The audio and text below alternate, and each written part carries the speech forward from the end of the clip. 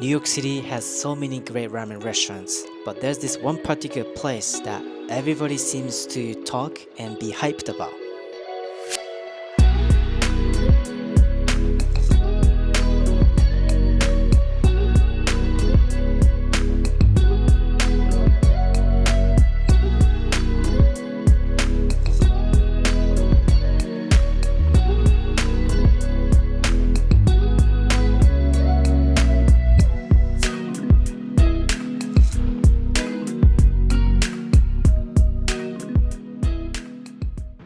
Hi everyone, I just went to New York City, Manhattan, a couple weeks ago, and this is how I spend my day over there.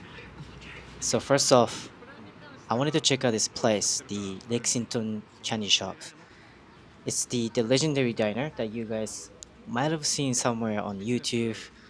They are known for making Coke the old-fashioned way. I love Coke, so I wanted to give it a try and see how it is. So here he's mixing the syrup and seltzer and just mixing up with the ice and everything. It was really fun to, watch kind of people make these things. The heritage or the fashionable way of doing things is always interests me in the US. And here comes mine as well. Thank you.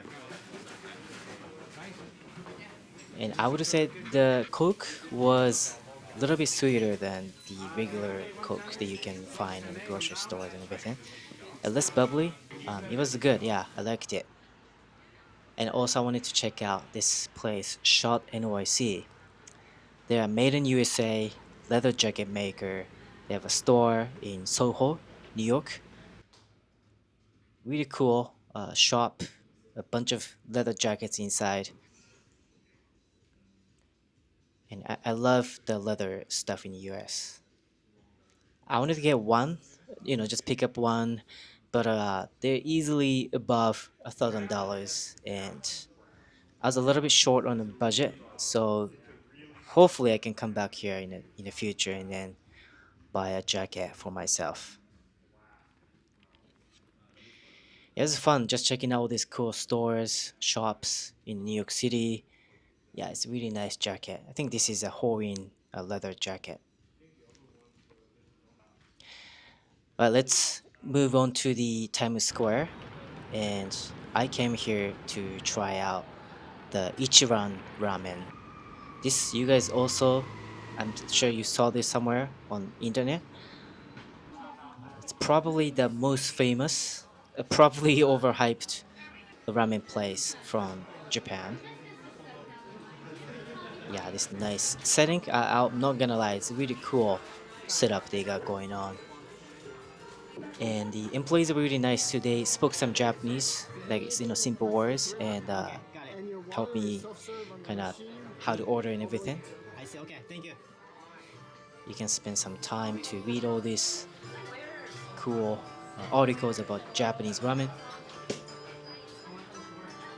You get the toppings separately: chashu, scallion, seaweed, egg, and the brown thing here you see right there is a type of shroom, mushroom. And here comes the tonkotsu ramen, the classic tonkotsu. So let's take some time to look at this ramen. Looks decent. The one thing I noticed is it's not boiling hot. You don't see any steam coming out of the broth.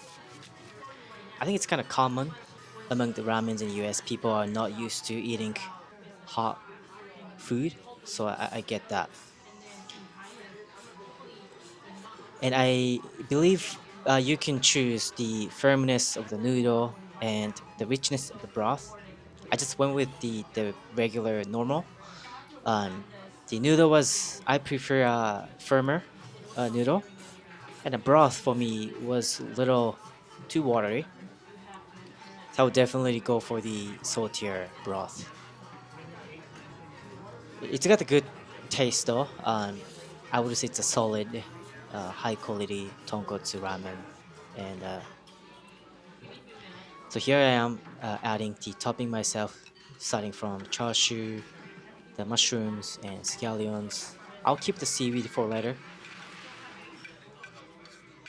And this is also it's kind of fun, I guess, to be able to customize the ramen yourself, but I kind of find it a little bothersome.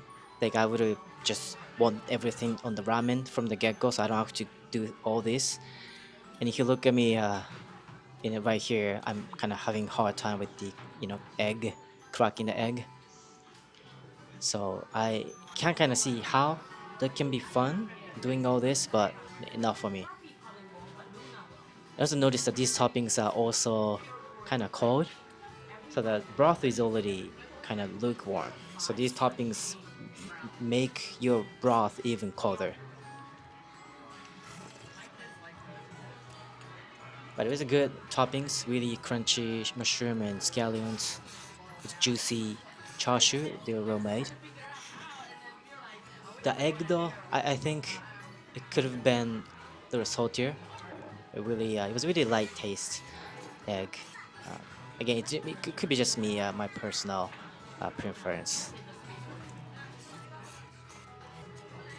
And I'll show you the price at the end of this video. You'll be just blown away just how expensive this ramen is.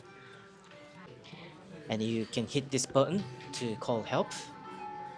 And I ordered a rice. This is what I do. I always eat rice with ramen. And this rice was also like a $5. So it's quite expensive. Here I'm adding the seaweed. I like kind of letting the seaweed sink in the soup. Let them sort of absorb the soup and wrap the rice with it. And it's good. You should try that. So I've never been to Ichiran in Japan, but I'm sure this is really authentic. I'm sure they did it pretty well. But the price again, I know I keep bringing this up, but I'm sure you can get this Ichiran ramen for like $8 or something.